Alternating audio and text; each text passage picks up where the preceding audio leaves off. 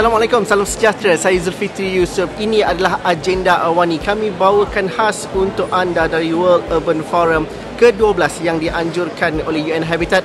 Kali ini berlokasikan di Bandar Kahirah atau Kairo di Mesir ini. Dan tema perumahan menjadi satu perkara yang menjadi topik ataupun agenda utama untuk UN Habitat. Tapi bagaimana kita di Malaysia menghadapi dan juga membincangkan isu secara global, dan juga mungkin ada praktis yang terbaik daripada Malaysia yang dapat kita lakukan. Saya kini berada di Pavilion Malaysia, Rumah Malaysia di WUF kali ke-12 ini, dan YB Ngakomeng, Menteri Perumahan dan Kerajaan Tempatan bersama dengan kita. Terima kasih YB. Salam Malaysia Madani, saudara-saudari yang saya hormati sekalian. Memang macam kat rumah lah, jemput dan memang sebagainya. Ini adalah kebanggaan kita semua, di mana Pavilion Malaysia ataupun Rumah Malaysia adalah antara yang paling menarik di seluruh pameran Expo di World Urban Forum kali ini. Okey, YB, kita cerita dulu partisipasi Malaysia dalam World Urban Forum pada tahun ini. Kita secara konsistennya sangat memainkan peranan yang cukup aktif dalam World Urban Forum sejak penganjurannya di Malaysia pada 2018 yang lepas. Tetapi untuk meneruskan continuity dan juga berpartisipasi itu, bagaimana kita melihat skala penglibatan dan juga penyertaan Malaysia, khususnya dengan Pavilion Malaysia dan juga kepakaran dan sebagainya, YB? Sebagai alumni penganjuran tuan rumah World Urban Forum, di mana Malaysia telah dianggap sebagai salah sebuah negara sebagai tuan rumah yang amat paling berjaya sekali dalam sejarah pada ketika 2018. Waktu itu lebih 25,000 perwakilan datang dari seluruh dunia telah berkumpul di Kuala Lumpur. Akibat kejayaan kita, negara kita telah pun diberikan peruntukan 10 juta US dollars oleh UN Habitat untuk program Climate Adaptation Program. Ini menunjukkan bukan saja komitmen negara, tetapi di mana kesungguhan pimpinan kerajaan Malaysia Madani yang sedang berancak untuk memainkan peranan yang penting. Malahan Malaysia kini telah pun dicalonkan sebagai Presiden UN Habitat yang akan bakal berlangsung di Nairobi pada tahun depan, di mana kali ini Malaysia juga menghantar antara perwakilan dari seluruh dunia, dari 1,359 perbandaran. Malaysia kali ini telah hantar lebih 100 orang wakil untuk terus memainkan peranan yang penting, bukan saja berkongsi pendapat, tetapi untuk cuba menarik pelaburan-pelaburan asing masuk ke negara kita dalam aspek sektor perbandaran. Hari ini kita lihat sendiri, Rumah Malaysia kita sangat menarik. Ini adalah satu-satunya pavilion yang mempunyai double dua tingkat. dua tingkat. Yang lain semua tingkat, satu tingkat. Ya. Tetap, YB, mungkin kita dapat fahami juga dalam ucapan perasmian tadi, YB menyebut bagaimana konsep madani dan juga sustainability itu adalah satu konsep yang saling berkaitan, dan juga itu yang dihasratkan juga oleh kerajaan. Dan bagaimana rakyat perlu melihat bahawa sustainability itu kadang-kadang orang kata, oh ini peringkat pihak menteri ataupun berkaitan dengan slogan-slogan besar. Tapi dengan tema World Urban Forum pada tahun ini yang bercerita semuanya bermula daripada rumah, semua pun terlibat sekali. Jadi bagaimana kita melihat gagasan sustainability ini satu perkara yang real dan perlu diadaptasi oleh semua. Untuk memastikan gagasan kemampanan, iaitu antara 6 tongkat utama aspirasi Malaysia Madani. Kemampanan bukanlah satu falsafah yang rumit difahami. Kemampanan dia bermaksud kita bukan tuan kepada bumi ini, kita cuma pinjam daripada generasi yang akan datang. Oleh kerana itu adalah tanggungjawab kita untuk pastikan amalan hidup kita memang mampan, untuk pastikannya kita, mereka yang mewarisi bumi daripada kita, bahkan menikmati nikmat yang sedang kita nikmati. Oleh kerana itu, memang Malaysia kini berada di landasan yang betul mengikut laporan UN Habitat, di mana kadar SDG, Sustainable Development Goal Malaysia, kini berada di 43%. Jika bandingkan dengan peringkat global, ia 17%. Malaysia kini berada di 43%. Banyak lagi boleh dilakukan. Oleh kerana itu, dia perlukan penlibatan semua pihak, semua sektor. It takes the whole nation's approach untuk semua orang yang terlibat. Oleh kerana itu, tahun ini tema dipilih amat tepat kepada sekali. Setiap individu memainkan peranan yang penting. Oleh itu, dia start from home. Home itu bukan saja rumah, dia masuk juga daerah, kampung, negeri, akhirnya kerajaan persekutuan. Sama-sama kita menjadikan dengan semangat duduk sama rendah, diri sama tinggi, berat sama dipikul, ringan sama dijinjing. Kemampanan itu memang adalah pedoman hidup kita. Tapi kalau sustainability, kalau di peringkat masyarakat, di peringkat cerita pasal sampah lah YB paling senang sekali kan. Kita cerita pasal masalah sahaja. Tapi dalam dunia pada hari ini, kalau kita bercerita mengenai circular economy, kita bercerita mengenai kelestarian, itu adalah sebab itu KPKT sini sebab bagaimana itu KPKT diberikan amanah sebagai kementerian yang menerajui ekonomi kitaran. Tahun ini kita telah melakukan beberapa inisiatif penting, iaitu pertama kita menubuhkan National Circular Economy Council, iaitu Council National Circular Economy Council, Majlis Ekonomi Kitaran Negara. Dan kita kali ini pun tahun ini buat pertama kali dalam sejarah KPKT telah melancarkan blueprint ekonomi kitaran. Dan yang ketiga, KPKT juga telah tanda tangan strategik rakan bersama dengan rakan-rakan strategik hampir 8,000 kedai termasuk 7-Eleven, 99 Speedmart semua. Kita dah start untuk tidak menggunakan lagi single use plastic bag, di mana langkah ini telah berjaya menjimatkan negara kita setahun jimat 200 juta single use plastic bag. Itu akan banyak membantu kita, bukan saja jimat dari segi duit, tetapi dia mesra alam dan lebih lestari dari segi kemampanan. Selain daripada itu, bagi tapak pelupusan sampah, di mana di bawah dasar baru KPKT, tahun ini kita berjaya melakukan transformasi tapak pelupusan sampah. Saya bagi contoh, di Tenggara Johor telah berjaya menjalani transformasi menjadi tapak taman rekreasi madani, yang sesuai untuk kegiatan riadah sekeluarga. Dan ada juga tapak pelupusan sampah kini dijadikan sebagai tapak menghasilkan tenaga solar. It become a solar technology ataupun solar tenaga farm. Ini kesemuanya adalah inisiatif yang menunjukkan kerajaan memang sentiasa fokus dan committed untuk menjadikan kemampanan itu kini menjadi agenda nasional kita.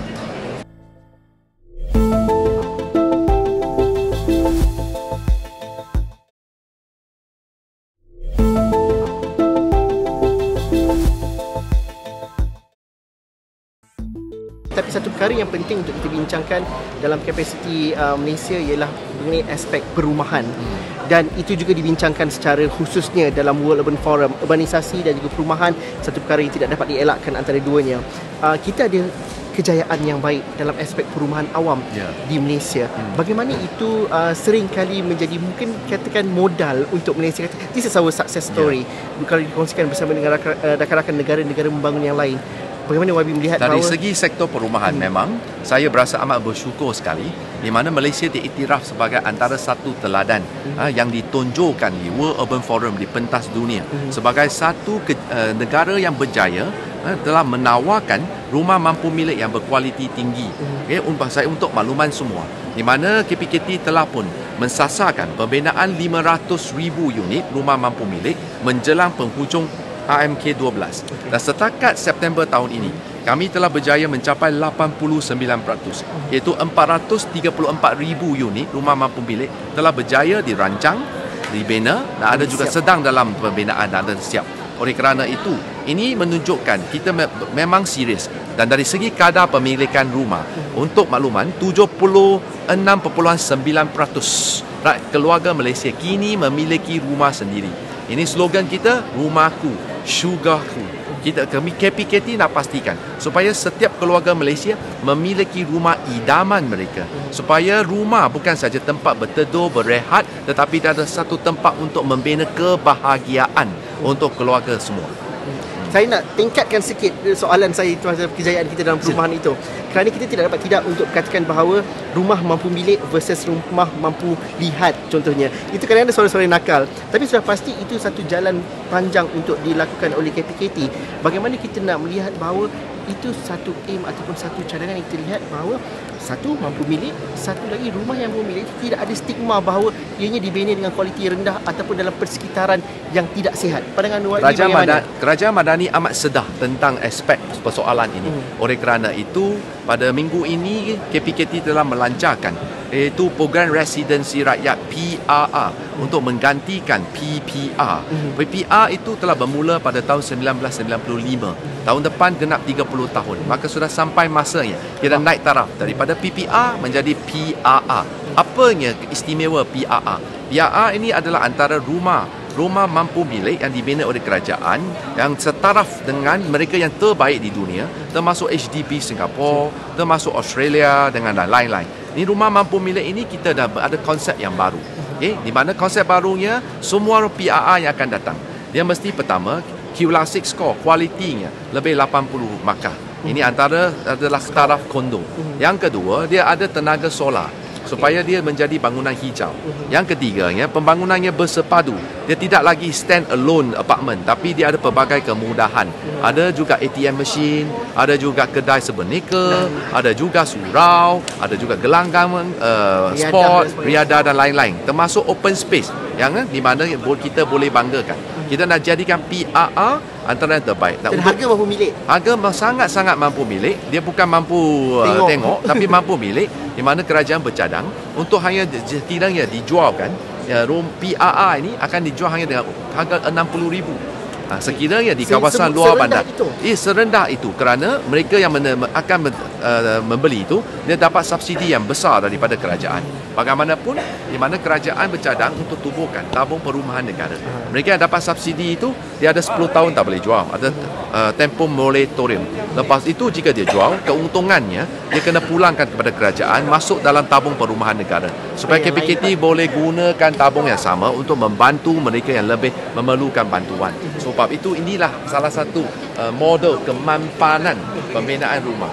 Kerajaan keluarkan peruntukan, mereka yang untung boleh dapat rumah. Lepas itu jika jual, itu keuntungannya kena kembalikan, bayar balik subsidi yang mereka nikmati. Ini semuanya adalah pemikiran model baru yang sedang kini dalam perancangan yang rancak dan kita jangka. Ramai tanya PRR itu bila akan mula? Tahun 2025. Sempena kepengurusian Malaysia sebagai pengurusi ASEAN, kita akan lancarkan PRR pertama. Maybe satu perkara ialah projek perumahan rakyat antara projek ataupun hasil usaha kerajaan yang boleh dikatakan berjaya. Itu yang kita bawakan di pentas dunia sejak daripada pasca kemerdekaan 1970-an. Tapi kita juga berhadapan dengan flat-flat PPR yang sudah sangat-sangat usang. Ataupun kadang-kadang ianya usianya baru 20 tahun tapi kerana pembinaannya satu ketika dahulu asal dapat dibina di pinggir sungai. Jadi ini mengumpulkan dan juga menjadikan masyarakat dan penghuninya masyarakat yang terpinggir. Ini ada satu soalan yang sangat baik di mana kerajaan Madani KPKT memang sedar. Oleh kerana itu, mulai tahun depan kita ada langkah-langkah baru. Yang pertama, PRR ni semua akan masuk dengan access card.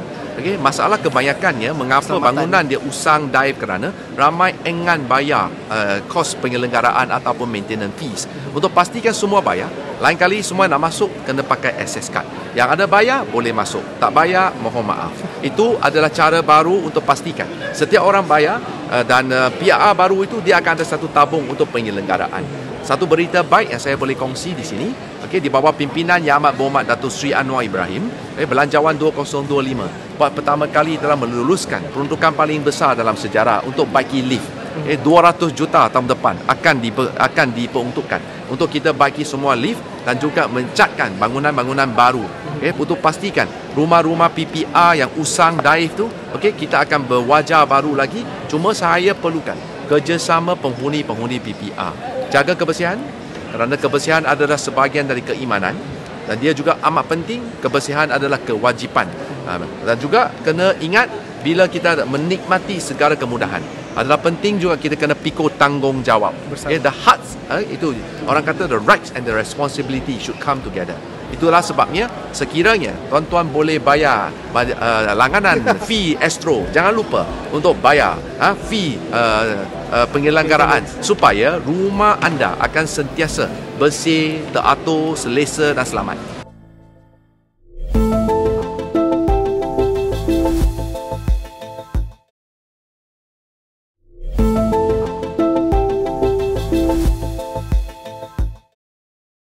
Wabi, selain daripada kita cerita mengenai pemilikan rumah, kita masih lagi itu agenda besar kita dan kita juga melihat kepada Singapura contoh yang terbaik dalam perumahan awam mereka dan dijadikan satu model yang boleh dijadikan ikutan.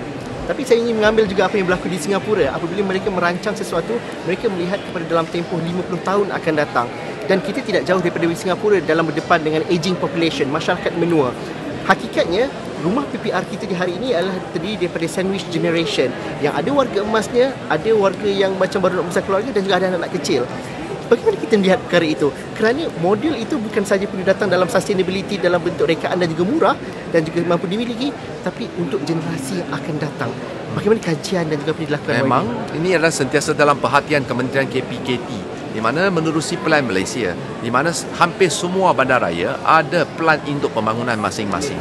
Okey, seperti dicontohnya KL ada KL Structural Plan 2040 dan di mana KPKT telah pun membuat dasar baru. Semua pembangunan baru kena mesra OKU, dia juga kena mesra warga emas, supaya dia ada tempat parking yang istimewa, ada tandas yang mesra OKU, kerusi roda boleh masuk. Kerana untuk makluman tuan-tuan, menjelang tahun 2030, cuma tinggal 6 tahun saja, Malaysia akan dianggap sebagai aging nation, di mana jumlah warga emas negara kita akan melebihi 7%. Maka mengikut takrifan UN, kita dah jadi aging nation. Oleh kerana itu, semua perancangan pembangunan baru, bangunan itu dia kena sesuai mesra OKU dan juga mesra warga emas. Di kawasan riadah dan sebagainya. Ya. Dah bercerita mengenai sustainability, transformasi dan juga adaptasi kepada teknologi baharu. Tadi YB ada sebut mengenai perumahan perlu ada solar, dan di parlimen juga dijawab sebelum baru ini bahawa ada kerjasama dengan syarikat pembangun perumahan untuk ada implementasi sistem solar dalam perumahan mereka. Pemikiran kita masih lagi macam solar ni mahal tapi baguslah ada jimat.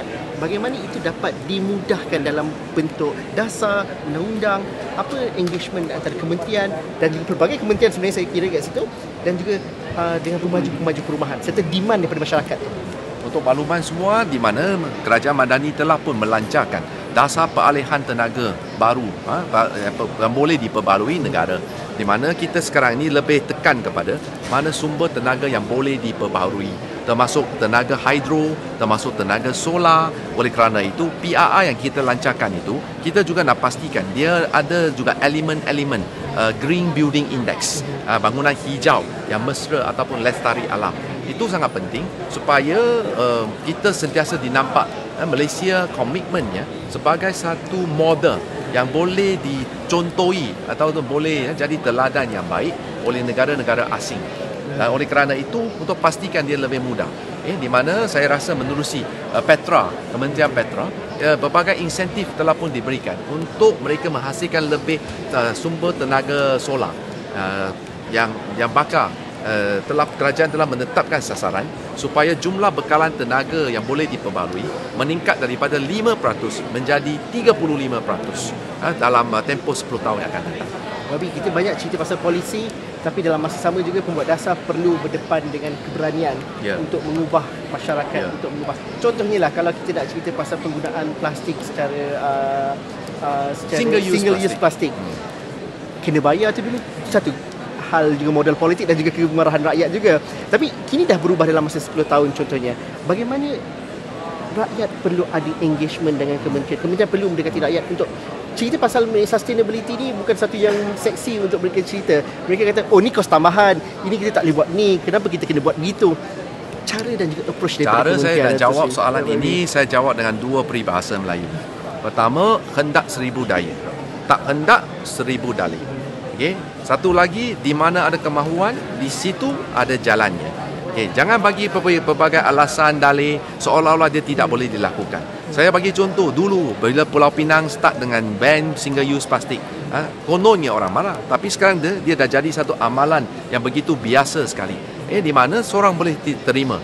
Dan kita lihat pelbagai kedai serba niaga, termasuk Lotus, 99 Speedmart, 7-Eleven, MyNews.com dan lain-lain. Mereka sekarang bekalkan, jika tak lupa bawa, tak apa, bayar RM2, lepas tu lain kali masuk kedai, bawa plastik bag, dikembalikan, duit akan dikembalikan. Itulah kita panggil ekonomi kitaran.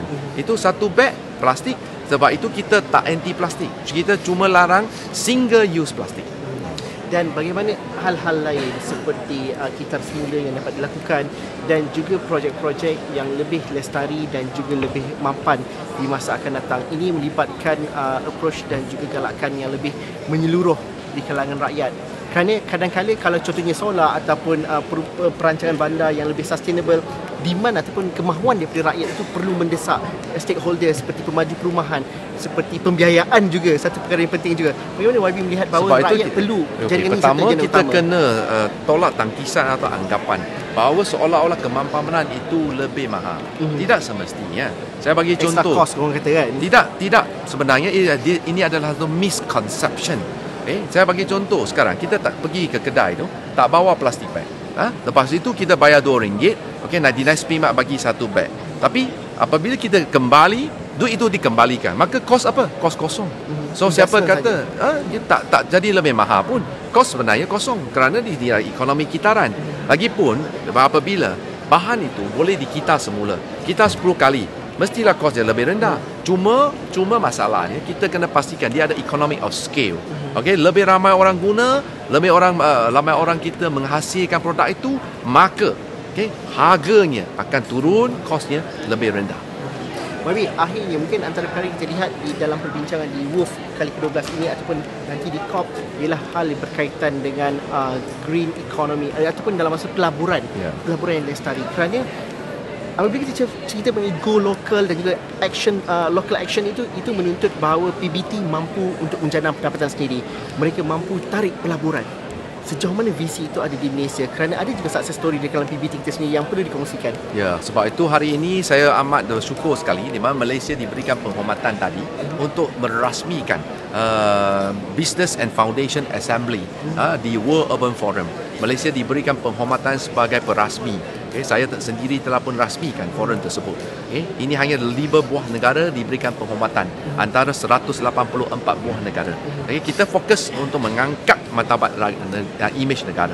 Dari segi sukses tu, sebab itu dalam ucapan perasmian saya tadi, saya dah tekankan supaya semua kerajaan kini perlu memulakan proses 4P, iaitu People, Private, Public Partnership. Semua bergabung bersama untuk menjayakan mana-mana pengeluaran produk tu dia kena selaraskan supaya SDG, iaitu Sustainable Development Goal, dan ESG dijadikan salah satu syarat utama untuk institusi kewangan memberikan pinjaman kepada pengusaha dan juga pelabur. Maka bila ini menjadi satu prasyarat, semua syarikat akan berusaha ke arah tersebut. Mereka tahu nak dapat pinjaman bank, dia kena mematuhi SDG dan juga ESG. Itu adalah satu tekad politik di mana saya yakin Kerajaan Madani akan terus beristiqamah untuk pastikan impian akan menjadi kenyataan. Malaysia akan menjadi kebanggaan dunia. Akhirnya YB, setelah habis ni baru hari permulaan sebenarnya, tapi menjelang hujungnya nanti World Urban Forum ini, apa yang kita mahu bawa pulang? Kerana penyertaan Malaysia dalam WOOF kali ini bukan daripada agensi kerajaan, daripada persekutuan saja, tapi duduk mendapat partisipasi daripada kerajaan negeri dan juga PBT dan secara keseluruhan. Pakar-pakar kita juga ramai. Bagaimana itu dapat dibawa balik ke Malaysia nanti dan juga ditunjukkan bahawa kita sebenarnya ada praktis yang baik dan juga ada juga yang kita boleh pinjam daripada negara lain juga. Tema tahun ini ialah It's All Start From Home. Tapi subtema dia ialah It's All Have to Start From Now. Sekarang. Jika bukan kita, siapa lagi? Jika bukan sekarang, bila lagi? Itu penting supaya kita pastikan harapan yang menggunung saya memang supaya World Urban Forum ini tidak hanya menjadi forum semata-mata. Selepas itu, kali ini sepanjang 5 hari WOOF diadakan. Dia akan ada 6 sesi dialog yang penting yang menggabungkan semua pihak. Dia ada Stronger Together, dia ada perumahan, dia ada sektor ekonomi, dia ada sektor tenaga hijau dan berbagai. Yang penting, selepas itu World Urban Forum, dia akan ada buat satu declaration. Oleh kerana itu adalah amat penting semua pemimpin negara menjadikan deklarasi World Urban Forum ini sebagai the action plan, tindakan plan yang boleh direalisasikan. Bukan saja impian, tapi dia mampu direalisasikan. Jadi dilakukan. Yang penting dah saya tegaskan, apa yang kita buat itu untuk pastikan kesejahteraan rakyat adalah keutamaan daripada segala inisiatif dan juga langkah-langkah positif yang kita nak lakukan. Itu yang kita mahu lakukan nanti. Terima kasih YB. kerana sudi bersama kami dalam agenda Awani pada malam ini. Terima kasih membawakan juga Pavilion di Rumah Malaysia di World Urban Forum kali ini. Terima kasih kepada anda yang menonton. Sekian saja agenda Awani hari ini, langsung ataupun istimewa kami bawakan dari WUF kali ke-12 yang dilakukan di Kahirah ini. Assalamualaikum, salam sejahtera, jumpa lagi.